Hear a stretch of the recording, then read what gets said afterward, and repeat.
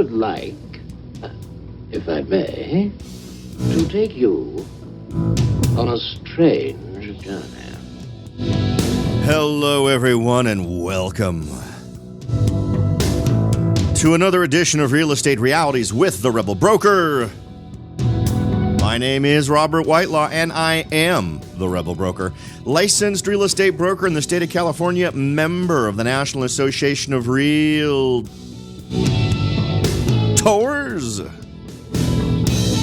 But please, don't hold that against me. Welcome to Friday, everyone. I hope it has been a great week for you. It's been a hot one. Really too hot, frankly.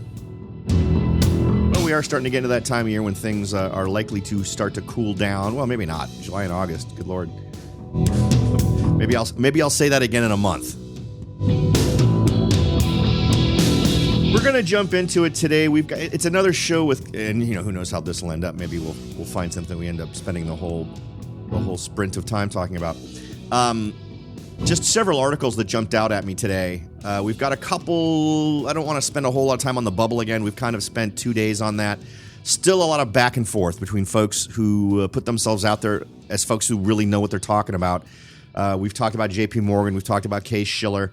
We now have a direct response from Mark Hansen relating to the Case Shiller stuff, which is kind of a fun response. We might, pull a few interesting quotes out of that just so you can enjoy them. And of course, as always, I'll include links to all of these items in the show notes for today's show. So feel free to check them out and visit them for yourself. See if you come to the same conclusions that I do.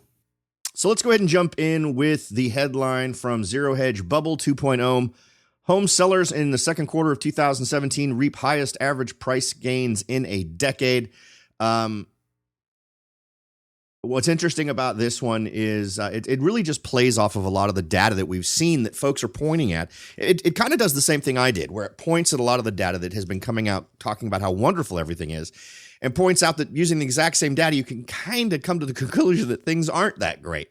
Homeowners, but this is really just, this particular article just really kind of brings home how much of a bloat there currently is on so much of real estate. Homeowners who sold in the second quarter, of 2017 realized an average price gain of $51,000 since purchase. To put that in perspective, that is the highest average price gain for home sellers since the second quarter of 2007. When it was $57,000, and the U.S. was in the midst of the biggest residential real estate bubble in history. The average gain of $51,000 in the second quarter of 2017 represented an average return of 26% on the original purchase price of the home, the highest average home seller return since the third quarter of 2017, when it was 27%. There is a catch as Realty Track points out. While aggregate seller gains may be roughly the same as 2007, those gains are being spread over a much longer ownership period of roughly 8 years rather than 4 years. And while Realty Track attributes that longer ownership period to a tight housing market, we suspect it has something to do with the dichotomy of homeowners with those who purchased before the crash, just now breaking even on their homes. No equity equals hold longer. And those who purchased after the crash having more normally. Now, one interesting thing that comes out of that comment is, does the levels we're at now, I mean, if we are now at that point, right, and folks who bought just before the downturn, does that equal more folks stepping out and potentially looking to sell their existing home? Now, I think there's some pretty reasonable arguments to be made for that. I can find examples of that in Morgan Hill and particularly in Gilroy. Now, just since we talked the other day, yesterday, so 24 hours ago, after the show yesterday, I went and did a search on new listings in Gilroy. I actually didn't need to go search. That search comes to me every morning in my mailbox. And there were a ton of new listings in Gilroy. In that sweet spot price point feature thing that we talk about, right? The bread and butter being 3 bedrooms, 2 baths or bigger. And the price point I think I put on there is nothing more than $800,000, which is nudging up against the high end of the average costs in those areas. So this is the sweet spot. This is not shopping at the super high end. And that's a ton of homes to come online. It was, I think, a grand total of 11 homes in one day in that range came on the market in Gilroy, while at the same time, 0 homes came on the market in Morgan Hill and San Martin. So what is up with that? And I've also noticed in general, even when you take into account community size differences, those types of things, more homes coming online in Gilroy than in other places. So does that sort of work into this, that we can expect more people coming into the market to sell their existing home because they have finally reached that point where they feel okay about it? If they paid $750,000 for it originally and now they can sell it for $780,000 or more, is that going to be something that's going to make people feel mentally okay with moving on from their current property? Because if that proves to be the case in a lot of these places, that would feed a increase in listings that would help to normalize prices, that would help not only to flatten them, but then to eventually bring them down as these people are sort of competing with one another to get sold, depending on how committed they are. Now, we could also be in a position where, and this is a position that I'm fairly familiar with clients in the past, who simply say, if I don't get at least this amount of money, I simply won't sell. So there's always that possibility. They go on to quote the original article that they're talking about with, quote, the report also shows that homeowners who sold in the second quarter had owned an average of 8.05 years, up from 7.85 years in the previous quarter, and up from 7.5 years in the second quarter of 2016 to the longest average ownership tenure as far back as data is available for the first quarter of 2000. So that kind of lends more credence to this idea that as we get into this price point, more folks are willing to make that decision to sell because they feel more comfortable with the number compared to what they paid for the place. Quote, potential home sellers in today's market are caught in a catch-22. While it's the most profitable time to sell in a decade, it's also extremely difficult to find another home to purchase, which is helping to keep homeowners in their homes longer before selling. This is something else we've talked about a lot. I think this is absolutely the case. One of the things is the uncertainty in what's going on with the market that bleeds into sellers thinking, well, great, I can sell my house. But then I think only a subset of sellers in those situations are actually folks who might be tempted to change their situation, to sell their home. And it's not going to be the folks who are interested in going up in size. It's going to tend to be folks, I think, who are going to be going down in size, folks who are looking to move into less expensive areas.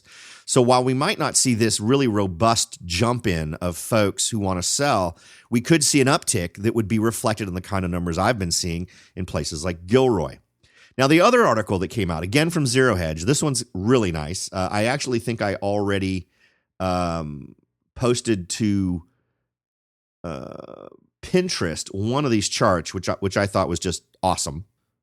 In fact, I actually posted a graphic from his original article. So this is quoting Mark Hansen. I'll include the link for both the Zero Hedge discussion of his article and then also his original article. But there was one of the big takeaways from that was, I think, one of the most interesting pieces of information as it relates to, are we in a bubble or not? Right now, bubbles can get defined in an awful lot of ways, but when one of the key ways I think that you get yourself into a bubble where things are completely out of whack. In other words, if you take the average income and you look at what someone needs to earn in order to buy the average house, and you discover a huge disparity there when folks simply can't afford to buy homes, I think that's one of those things that really spells out the problem. And it was very similar last time. The thing that really made it possible last time was just this ridiculous willingness to loan huge amounts of money without really any sort of discipline to it, really. And we're seeing that again. So let's take a quick look at one of the first things. And if you want to check it out on Pinterest, please do that. Just do a search on Pinterest at Rebel Broker, or you can go to therebelbroker.com. and click on the Pinterest icon over to the far right. There's like a little palette of icons. If you click the Pinterest one, it'll take you right to my Pinterest page. And that chart, and you know what I'll do is I'll also embed this into the show notes for today's show at therebelbroker.com, so you can check it out there as well. Now, the very first table, this is number one item in this guy's analysis: household income increase needed to buy the median priced house in key cities. And this is part of the argument we had the other day where we talked about the article. One of the folks that was talking, I think it was Case Schiller, was talking about how we aren't seeing the broad across the country everywhere increases. Well, the first point would be, even if that's true, and I argued at that point 2 shows ago, so if you want to check out the show on Wednesday, we talk more in detail about that. Even if that's true, in the key economic places, where if something really bad happens there, really bad things tend to happen in a lot of other places, our argument still holds water because those areas are in deep trouble. So let me hit you with this, which is basically a chart that will lay out for you what percentage increase in pay the average person would need to get in order to be able to afford the average home. It illustrates the income increase needed to afford the median priced homes in the most populated cities. And it's an eye-opener. So let's start with Los Angeles, which tops out this list. And it kind of surprises me that Los Angeles tops out this list. And remember, this is they take the average income for those areas and then use that as the base number. So it may just be that average incomes are lower in Los Angeles than in some of these other cities. But for instance, Los Angeles, folks there would need on average a 122%. A 122%. They'd need to more than double their money. So if you made $100,000 a year, you'd need to make 122% more in order to do that, right? So it's a bad thing. San Francisco, 107% more. New York, 95% more. So almost doubling your income. San Diego, 95%. Miami, 83%. Boston, 81%. Detroit, 61%.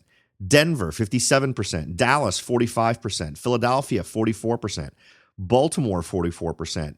Average of key cities, and then I'm assuming these are the key cities, is 42%. Portland, 39%. Orlando, 35%. Sacramento, 34%. Chicago, 33%. Houston, 31%. Washington, 27%. Cincinnati, 24%. Tampa, 24%. So there you go. And it goes all the way down to St. Louis, which is 13%. Minneapolis is also 13%. But here's the point, and this kind of also fits nicely with the conversation we had last week about understanding inflation and understanding that if you don't get a raise that is at least the same as what inflation is, you've gotten a pay cut. Right? So this is some amazing stuff, and it really lays it out. I'll include it, obviously, in the show notes. Some quantitative and qualitative observations from this guy that we'll share with you real quick. New home sales up to 1995 levels after $15 trillion in debt and Fed liquidity aimed largely at the sector. Builder pricing power largely flat for 2 years. Income required to buy the average priced builder house was completely diverged from the multi-decade trend line. This obviously explains why sales are only at 600,000 versus 1.2 million in the bubble. Last time builders were this euphoric was the peak of the biggest credit bubble in history. 5, it's too bad the public isn't as euphoric about buying as the builders think they are. So go ahead and check this out. You'll be able to check out either one of them. You can go into the detailed article itself from Mark Hansen at his website, or you can go over to Zero Hedge and check that one out. Now we're going to take a quick break. We've got a couple of more interesting items for you that I think will be another reason to question what you hear in headlines. So don't go away. We'll be right back to chat about that.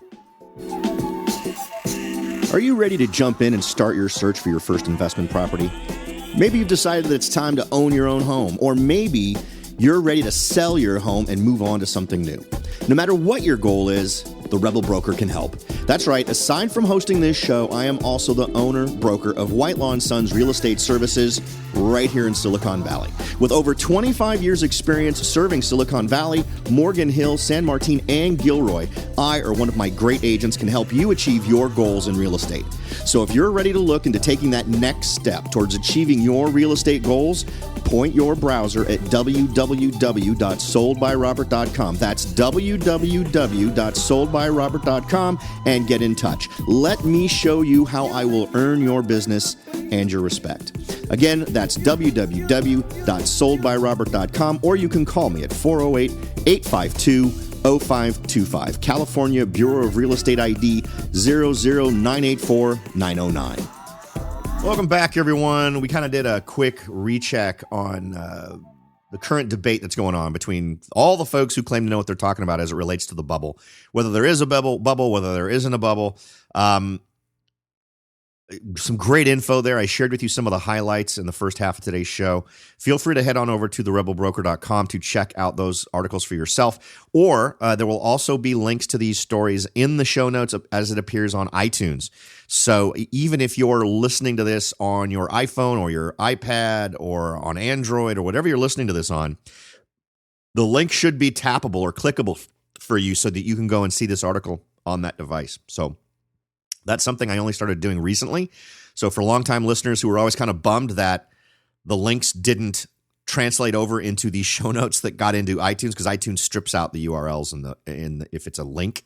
So that's why that wasn't working. But I figured I'll just put the link itself so that for those of you who just want to check this stuff out, you'll have that right in your fingertips. So there you go for that. In other information, mortgage apps aren't budging even for low rates. We chatted about this a little bit the other day. Because it's not about rates, it's about inventory. I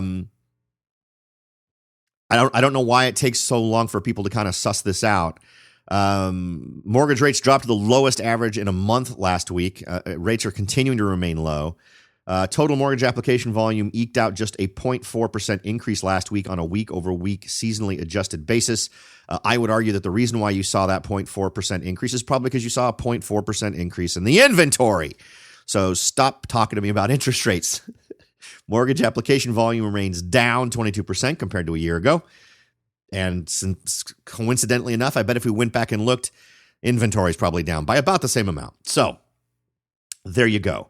What was it? So yeah, and it's as far as no one can make the argument this is a bad time to buy from a financial standpoint. This is a great time to buy from a do I want cheap money standpoint. And it remains to be. And you could increase rates by 0.5 point and it still would be. You could increase it by 1 point and it still would be. The key here is not the interest rate. And I get everyone wants to sort of nudge this argument back into the buyer space. Everyone wants to say, well, we need to create more buyers. The solution is buyers. It's all about buyers. No, it's not. It is absolutely not about buyers. It will not be about buyers until I start seeing properties sitting on the market without a single offer for 60 days in my marketplace. That's when we need to start having a conversation about there not being enough buyers. And then we can have an even deeper conversation about if there are not enough buyers, does it make sense for there to be some sort of a well-intentioned but fundamentally flawed effort to get more money into the hands of more people who are most likely, by definition, going to be subprime borrowers. Right? Because by expanding lending to greater numbers of people, that doesn't mean you're reaching up to the more qualified. The only way you can increase the number of qualified people is to reach out to poorly qualified, underqualified, subprime borrower type folks. And that's not what you want to do. That's not the solution to the problem either. So then the real solution becomes prices drop on properties. That would be the solution. And if the market takes care of it, it tends to be more rational. Okay. Finally, in another sort of, I know I take a little sick pleasure in these stories. This is another story. Everybody was giving us headlines, right? And it very much seemed like a nudge, right? It was the system as it exists really wants people to embrace the tiny house thing. Not too tiny, just tiny enough that you're still within permit limits, right? So you can't get the illegal tiny house. But for those folks who because so many tiny things were being built, right? We were seeing so much multifamily, so many apartment style, so much condo style, relatively small space living, that the mantra suddenly became, oh, it's what everybody wants. It is the flavor of the day. Everybody wants a small house. It's so cute. It's so wonderful to share a space with another human being that normally would be a walk-in closet. It's amazing and everyone loves it. And the first thing I said to that was baloney. Nobody wants that. Even the folks who say they want it don't want it. Ultimately, it is not the solution everyone wants. And everyone was talking about how millennials were these people. Well, just because they lived under their parents' stairs for 3 years doesn't mean when they move out, they want to continue to live under the stairs. So this whole small living thing has always been a ridiculous propped up chunk of stupidity. And what's really stupid is that somehow people convinced builders in some areas that this was a thing. Now I'd mentioned that in Gilroy, there's this really big complex going up, and I believe it's going to be apartments, but I was told by someone else that there's also a condo thing going on there. And the whole concept behind that was this tiny living thing. And that is the dumbest place to put tiny living. Gilroy is not where people go for tiny living. If you're going to do tiny living, it's got to be in the heart of a downtown that's hopping and jumping where everybody is looking for those high-tech jobs or whatever jobs. Gilroy is like the last choice of people who want to live cheaply and work in San Jose. So none of them are going to want to live in a smaller place in Gilroy than they could get in San Jose for the same price. So I don't know what they're thinking, but some folks have been sucked into this. And the folks over at Realtor Mag, that's realtor.org, somehow managed to finally realize this. I don't know if something hit them over the head with a brick or what, but the article starts off with, the idea of living small has blanketed TV and social media for the past few years. Yeah, it has. The tiny house, the quote, tiny house has surged in popularity. No, it's surged in the people pushing it. It has not surged in popularity. If you want to define popularity as absolute last-ditch necessity because of cost, yeah, that has happened. No one's been picking them because they're cute or because they're fun. But now a new survey suggests that people may not be happy living in 400 square feet or less. Quelle surprise, clutch the pearls. Who would have thought? Human nature just doesn't change like that, folks. Being locked up in 400 square feet with another human being, which is what a lot of these were, is just moronic. Even the folks who thought it would be good, right? But didn't think it would be good because they wanted to do it. Nobody. I'm willing to bet that nearly nobody. Now, of course, I also have to include people who, surgically modify themselves to have horns in this, which could be completely different. Their preferences may very much be out there, but I'll call those folks outliers. And not your typical, I would guess that I'm 80 to 90% correct on this one. None of those folks bought because they had the choice. They bought because that was it. It was their last hope for finding a place that they could get. And if they'd had a choice between a 492 square foot place or another place with 1,300 square feet, they would have gone with the 1,300 square foot place. So let's clear that up right now. Understanding what people force themselves to do versus what they want to do are two completely different things. And this whole little house thing has been sold as something everyone is loving to do. And frankly, it's the dumbest thing ever. So anyway, sorry. I know I go off on that one, but that one seems so blatantly obvious to me. I don't know how people ever thought that was a thing. 44% of more than 2,000 adults recently surveyed by the real estate website Trulia said they had housing regrets, and the biggest regret among homeowners centered on the size of their home. 1 in 3 homeowners, 33%, surveyed said they wish they had chosen a home that was larger. Only 9% of owners surveyed wished they had downsized. And let's be really clear about this. This isn't a survey just of people who bought really small homes. This is a survey of everybody. So even including that family that bought that 1,300 square foot house, thinking they could squeeze the twins into that one extra bedroom, right? Even those folks. And I'll bet you even those folks were making sacrifices simply because of availability, simply because of inventory limitations. So the numbers they're quoting here are for everybody, not just for folks who bought tiny homes. Gene Tempest wrote a personal essay for the New York Times about the struggles living in a 492 square foot tiny home that she shares with her husband. She says they chose the lifestyle out of financial necessity more than as a way of life. That is the vast majority of these folks. Are there folks who bought it because it's the same mentality of folks who want to live in the mobile home or the motor home, right? And then drive across the country. But the reason they're doing that is because they want to travel. Nobody wants to live in a motorhome where the wheels have been taken off and it's now glued to the ground somewhere, because the reason to put up with living that small was the mobility, right? All right. And remember, I'm talking generalities here. I don't need the emails that tell me, oh, well, I've lived in a 400 square foot house for 10 years and it's the best thing I ever did. Fantastic. Statistically speaking, anyone who has done that and is all down with it is statistically not the dominant number. Statistically freakish, perhaps, would be the way to go. Now, and on the flip side of that, I have considered at some point in my life, and I probably will do it, moving to my little one-bedroom place in Hawaii and living there for a year. But I get the limitations of that. I understand that I'm not going to want that as my rest of my life solution. Now, could I do it? Sure. But I don't think I'd want, and even that is like, that's not a tiny home. That's a 405, no, it's not, what is it? 612 square feet. So not a ton bigger, but bigger. So there you go. Anyway, when we're talking tiny homes, we're talking tiny homes. Deep inside the expensive custom closets and under the new age Murphy beds, the pro-petite propaganda has hidden some unseemly truths about how the other half lives, Tempest writes in the essay. No one writes about the little white lies that help sell this new, very small American dream. She says the items in her tiny home seem more imposing than they would otherwise in a larger space. The inside of the home also gets more wear and tear because of the smaller square footage. She also explains how the building of a tiny home can be challenging in complying with business codes and securing a loan for it. But there are still plenty of tiny home proponents who continue to emphasize the perks of this way of life. They argue that living tiny has several benefits, including being more budget-friendly, requiring fewer materials, and allowing for more simple living. Well, yeah, it's going to be more simple living. You can't fit an ironing board into the space. That's simple by necessity, not simple by choice. That's forced simple. I tell you what, I could live very simply in a 1,300 square foot house.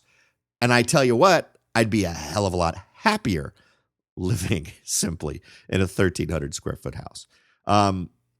And you know what? For those of you who are poo-pooing this a little bit, the reason I'm even going off on this so much is just because of the crazy hype that this got. That was all felt very suspicious from the very beginning in order to push something. Because think about the other reasons why this is awesome. Why is this awesome? Who is this awesome for? Well, it's awesome for landlords, right? A tiny house.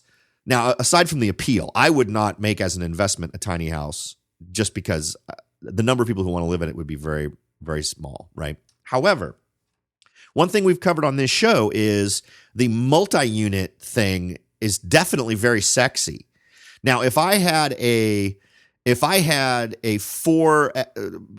fourplex unit, right, where each one of those units was 1,000 square feet, and I then could turn them into permanent and everything into 8 units of 500 square foot each, which would be bigger than this poor lady's tiny house.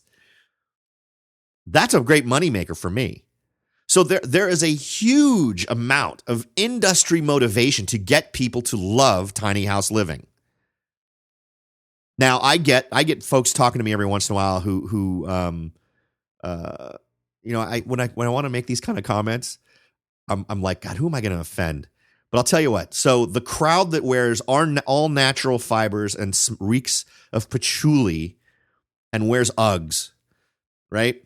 I know I'm stereotyping. I'm sorry. And a lot of those folks have kind of bought into this whole, hey, man, totally we can do this simple lifestyle. It frees me up and hell, it lets me feel like I'm more in tune with my environment. And that's cool. I'm totally cool with that. But trying to make that a mainstream thing just feels a little bit manipulative and contrived, given the realities of day-to-day life, right? So the numbers are in. The folks they did convince to go for the tiny house, not so jazzed about the tiny house and probably looking to find an exit. And what really sucks for these people is for the folks who bought the tiny house, right? For the folks who didn't rent, for the folks who didn't run out and say, you know what, I'm not 100% sure about this. I've never lived like this before, so I don't know what it's going to be like. I'll just rent. For the poor folks who bought, as this ebbs and flows in terms of popularity, because my feeling is popular is just going to go down further, or who knows, maybe necessity will simply make it that what people have to pick. My feeling is the market will break before we get to that point.